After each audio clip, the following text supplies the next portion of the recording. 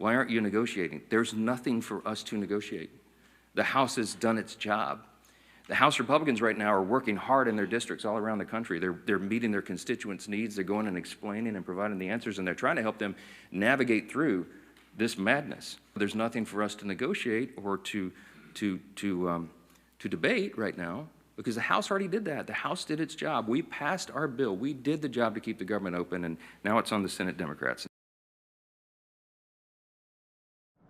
In the midst of a government shutdown on Friday morning, the latest government employment data was a mystery even to U.S. Labor Secretary Lori Chavez DeRemer. Usually we get the reports the day before, and I haven't seen that for this month. The delay of the release of the September jobs report from the Bureau of Labor Statistics means Wall Street investors, Main Street businesses, and consumers have one less piece of the economic puzzle to make important financial decisions. It's not like all the data goes away, but it's certainly one source that a lot of people pay attention to could be quite delayed. One private data source, the ADP payroll report released Wednesday, estimated the private sector lost 32,000 jobs during September. With healthcare and education adding jobs, most other sectors slumping, and small businesses with fewer than 50 employees shedding more jobs than larger companies. There's been this wait and see from employers in terms of whether they're going to hire. We've seen a number of employers, for other reasons, decide that they are going to contract their workforces, and so we're seeing those announcements as well. If a shutdown drags on and continues to stall the release of future economic reports, the Federal Reserve could be without key data when they meet for their next move on interest rates at the end of the month. In Washington, I'm Karen Kafa. The economy's doing well, prices are down, we have virtually no inflation, everything's going good. We're respected by every nation in the world, and you know what happened? The Democrats want to shut it down, and they want to shut it down because they want to give billions, ultimately trillions of dollars to illegal migrants, people that came into our country illegally. Some of those people are criminals, but they came into our country illegally, and they want to give them the essential, over years, trillions of dollars. And our people aren't going to stand for it. They also want to have open borders. They want to have men and women's sports. They want to have transgender for everybody. These people are crazy, the Democrats. So if it has to shut down, it'll have to shut down. But they're the ones that are shutting down. This is baby Zave. He's now 1.5 and thriving. But his mom, Ashley Vasquez, says that wasn't always the case. He just didn't have an appetite and he wasn't putting on weight. Zave was put on special nutritional drinks that his family received through WIC, federal-funded program for women, infants, and children. It provides aid to more than 6 million low-income families to help cover expenses for food, breastfeeding support, and health education. But that money could soon be at risk if the government shutdown continues. For really young children whose sole source of nutrition may be infant formula, the loss of WIC would be absolutely devastating because their families don't have other options. Nell Menifee-Leiby with the National WIC Association says if the government doesn't pass a spending bill within the next 2 weeks, funding will likely run out. That really puts us in a crisis point very quickly. Funding for other assistance programs like the Supplemental Nutrition Assistance Program known as SNAP could also be at risk. Roughly 42 million people depend on SNAP to help cover groceries. October's benefits were already sent out, but come November 1st, it's unclear whether people will receive assistance as politicians continue to debate. Republicans refuse to extend the Affordable Care Act tax credit. This is not about health care. This is about Democrats wanting to show their progressive left base that they are fighting against Donald Trump. Meanwhile, it leaves vulnerable parents like Ashley Vasquez unsure how they're going to pay for their families. I'm Jen Sullivan reporting. At the San Ysidro point of entry, U.S. Customs and Border Protection officers see about 60,000 cars total every day. Jorge Llanos is an officer with U.S. Customs and Border Protection and says they're the first line of defense. Working on the POEs, the ports of entry, making sure that all the people that are coming across, whether they're U.S. citizens, residents, or foreigners, have an ability to come in the proper documents or the status to come in. But now, officers are going to have to do all that without a paycheck. The next time they're supposed to get paid is next weekend. Yano says there shouldn't be impacts to the public, but says things may change if the shutdown goes on for too long, with officers possibly opting out of coming to work. When things like this happen, it is a slap in the face. It shouldn't happen. We shouldn't be the first ones to feel the brunt. This isn't the first time U.S. Customs and Border Protection officers have had to deal with the government shutdown. Back in 2018, during President Trump's first term, the government shut down for 35 days, and the officers had to go without a paycheck then, too. He says right now, younger officers may face more uncertainty when it comes to paying for things like rent and food. It is difficult to live in the area. Housing is expensive. Groceries weren't that bad in 2018, but they've gone through the roof in the last year. Yano says officers are bracing themselves for what happens on the federal level. The only thing that we can rely on is basically each other. Hopefully we'll be able to come up with different groups to help out and unfortunately just dip into our savings accounts. In San Ysidro, Jane Kim, ABC 10 News. The White House says thousands of federal workers could be laid off if a deal is not reached. And today, Trump said Democrats would be the ones responsible. Listen. I call them Democrat layoffs. They're Democrat layoffs. They're causing it. We're doing better than the country's ever done. And the Democrats hate seeing that. It's up to them. Anybody laid off, that's because of the Democrats. All right, what do you think about what he has to say? It is offensive and it's a lie. This is the president of the United States. He should know the damn laws. He does not have the authority to lay people off because we're in a shutdown. The laws are very clear on that. You don't have authority to spend money, but you can't change laws. These are congressionally appropriated positions doing congressionally mandated work. The idea that the president thinks that it's a good idea to hurt the American people, to take away people. I mean, if the National Flood Insurance Program is out of money, if we have a Hurricane Helene that comes through, who's going to solve that? The EPA has no disaster people on it, and he's going to fire these people? That's not presidential. It is shameful. It is thin-skinned. It is anti-American, and it's frankly evil.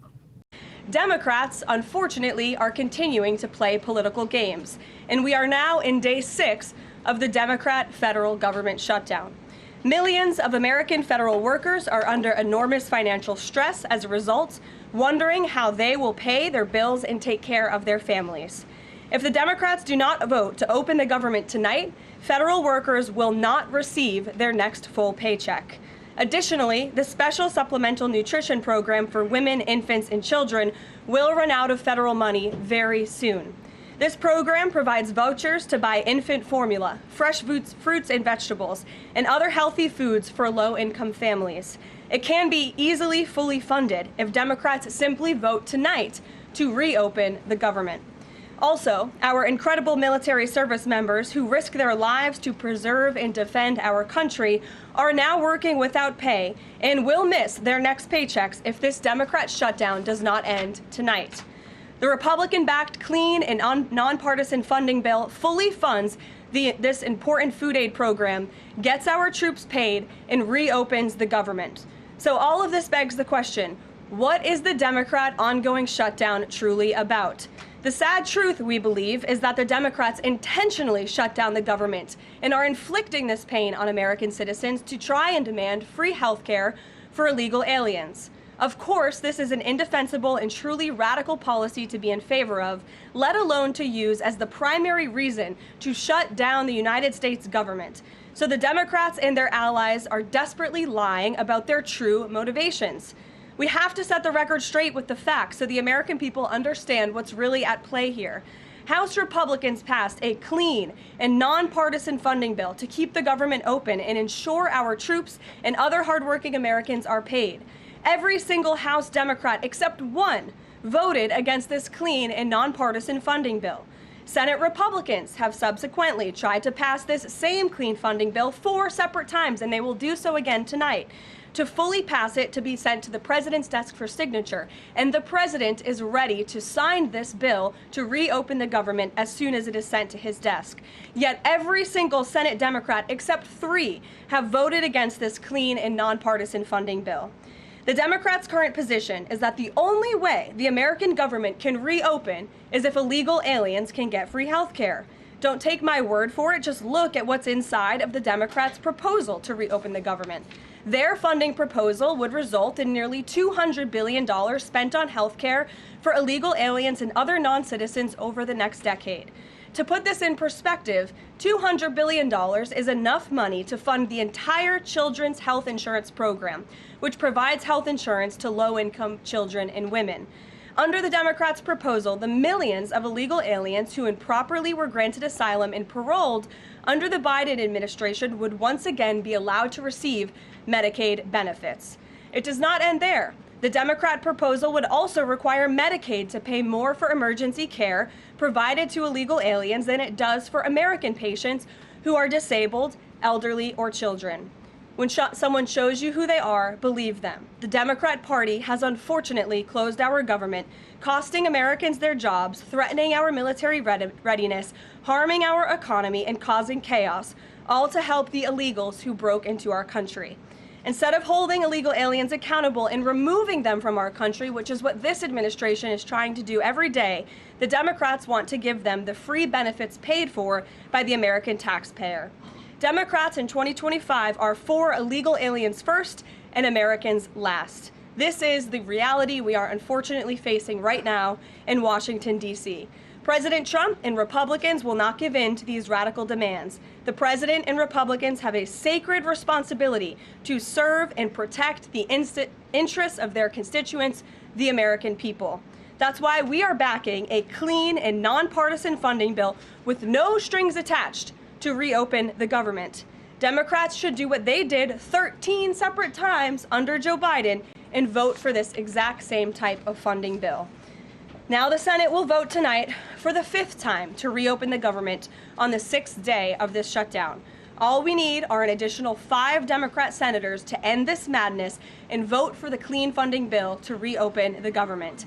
If you are an American watching at home right now, call your Democrat senators and tell them to do the right thing and end this shutdown. Back to Capitol Hill to try passing a bill to end the government shutdown. And thanks for joining us. You are watching the National News Desk, America's News Now.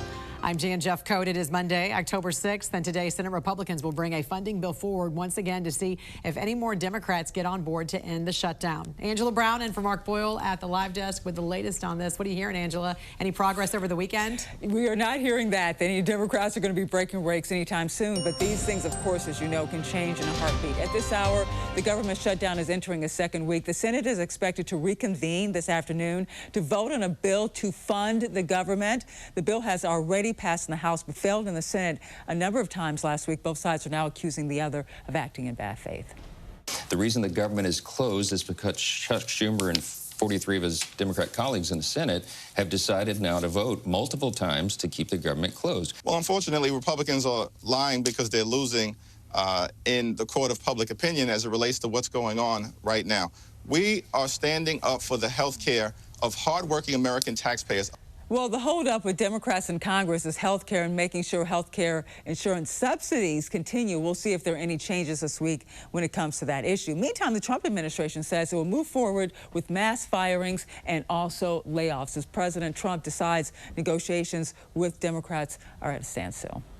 I think that if the president decides that the negotiations are absolutely going nowhere, then there will start to be layoffs. Well, members of the White House cabinet are hopeful to avoid any firings by Democrats voting to reopen the government. That's what they're hoping for. We're tracking all of these storylines today right here at the live desk.